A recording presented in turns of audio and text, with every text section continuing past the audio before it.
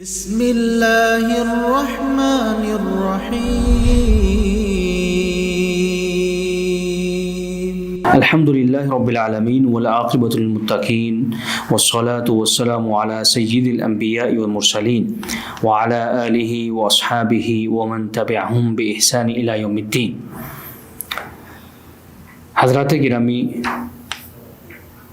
جناب ابو ہریرہ رضی اللہ تعالیٰ عنہ کی حدیث ہے کہ نبی کریم صلی اللہ علیہ وسلم نے فرمایا، من قام لیلۃ القدر ایمانا واحتسابا غفر له ما تقدم من ذنبه، متفق علیہ۔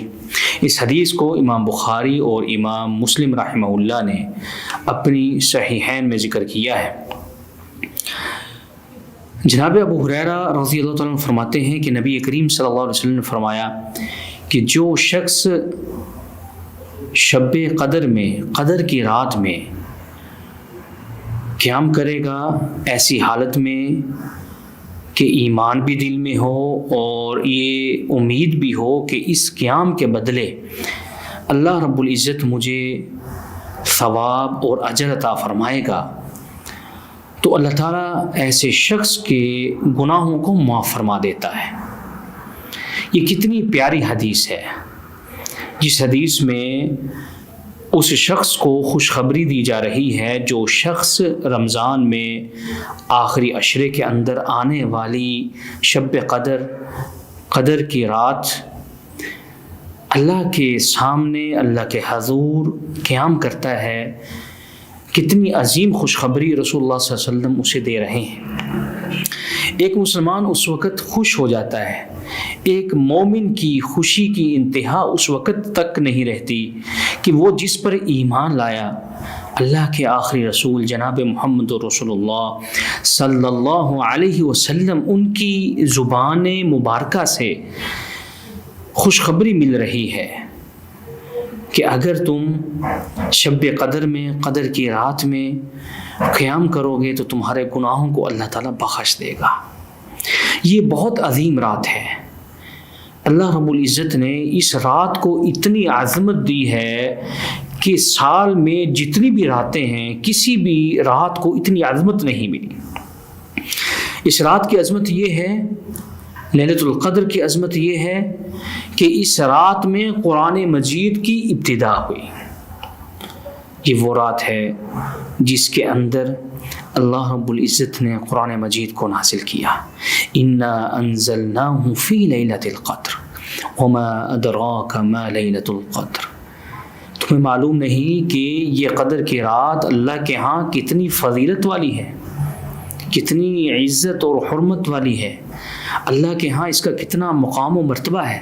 وما ادراک ما لیلۃ القدر، لیلۃ القدر خیر من الف شہر۔ فرمایا کہ یہ رات 1000 مہینے سے بھی زیادہ افضل ہے۔ اگر کوئی شخص 1000 مہینے تک عبادت کرتا رہے، قیام و سجود کرتا رہے، قرآن مجید کی تلاوت کرتا رہے، صدقہ و خیرات کرتا رہے، لیکن اگر وہ شخص یہ ایک رات پا لیتا ہے تو اس کو اتنا اجر و ثواب ملے گا جتنا اس شخص کو جو کہ 1000 مہینے تک عبادت کے اندر مشغول اور مصروف رہا۔ کتنی عظمت والی یہ رات ہے، کتنی یہ فضیلت والی رات ہے۔ اس رات کو کبھی گنوائیے گا مت، اس رات کو تلاش کیجیے۔ رسول اللہ صلی اللہ علیہ وسلم نے فرمایا 21ویں کی رات، اس میں لیلۃ القدر کو تلاش کرو، 23ویں، 25ویں، 27ویں، 29ویں میں لیلۃ القدر کو تلاش کرو۔ یہ بار بار رسول اللہ صلی اللہ علیہ وسلم نے کیوں کہا کہ اس رات کے اندر کیا جانے والا عمل آپ کو بہت فائدہ دے جائے گا۔ آپ کو اتنا فائدہ ہوگا کہ جتنا ایک شخص سالوں لگا کر عبادت کرتا ہے، لیکن آپ اس ایک رات میں جاگ کر اللہ کے سامنے قیام کر کے اتنا اجر آپ بآسانی پا لیں گے۔ اس رات کی عظمت کا اندازہ لگائیے۔ اللہ تعالیٰ ارشاد فرماتے ہیں تنزل الملائکہ والروح فیہا بإذن ربہم من کل امر۔ اس رات میں فرشتے نازل ہوتے ہیں، اور علامہ ابن کثیر رحمہ اللہ ارشاد فرماتے ہیں کہ اس رات کو فرشتے برکتیں اور رحمتیں لے کر زمین پر آتے ہیں، رحمتیں آسمان سے لے کر زمین پر آتے ہیں، آپ کی طرف آتے ہیں۔ بس آپ کو اس رات میں جاگ کر اللہ کے سامنے کھڑا ہونا ہے، قرآن مجید کی تلاوت کرنی ہے، اللہ کو منانے کی آپ کو کوشش کرنی ہے۔ ملائکہ بھی رحمتیں لے کر، برکتیں لے کر زمین پر نازل ہوتے ہیں۔ اور یہ معاملہ کب تک چلتا رہتا ہے؟ سورۃ القدر میں اللہ تعالیٰ ارشاد فرماتے ہیں سلام ہی حتی مطلع الفجر، یہ سلامتی جاری رہتی ہے یہاں تک کہ فجر پھوٹ نہیں جاتی اگلے دن کی۔ اتنی عظمت والی رات، اس سے کبھی مومن، کبھی مسلمان غافل ہو نہیں سکتا۔ جس کے دل میں ایمان ہے، جو اللہ کو راضی کرنا چاہتا ہے، جس کی نگاہ آخرت کے اوپر ہے، جو چاہتا ہے کہ میری آخرت سدھر جائے، سنور جائے، مجھے آخرت کے اندر کامیابی ہو، ناکامی سے میں بچ جاؤں، جہنم سے آزادی حاصل کر لوں، وہ شخص کبھی بھی ان راتوں میں سو نہیں سکتا، غافل نہیں رہ سکتا، سستی اور کوتاہی کا وہ شکار ہرگز نہیں رہے۔ اس رات کی عظمت یہ ہے کہ آنے والا جو سال ہے اس کے اندر جتنی تقدیریں ہیں، ہر چیز کی تقدیریں نازل کی جاتی ہیں۔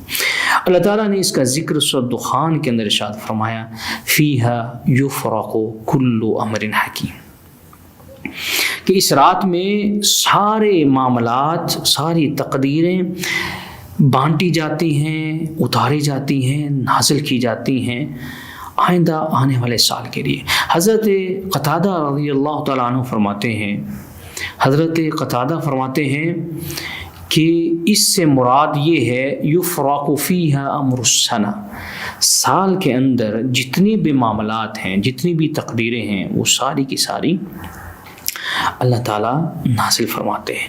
اس رات سے مستفید ہوئیے، اس رات کو اپنی عبادت میں گزاریے، عبادت کرتے ہوئے گزاریے۔ ہمیں اللہ نے اس دنیا کے اندر بھیجا ہے، مقصد کیا تھا؟ اللہ کی عبادت کرنا، اللہ کو منانا۔ ہم اللہ کی نافرمانی کرتے ہوئے جنت سے نکالے گئے، اس دنیا پر بھیجے گئے۔ اب ہمیں جنت اگر چاہیے، جنت کا حصول اگر اپنا مقصد منزل ہے، تو پھر ہمیں اللہ کو منانا ہوگا۔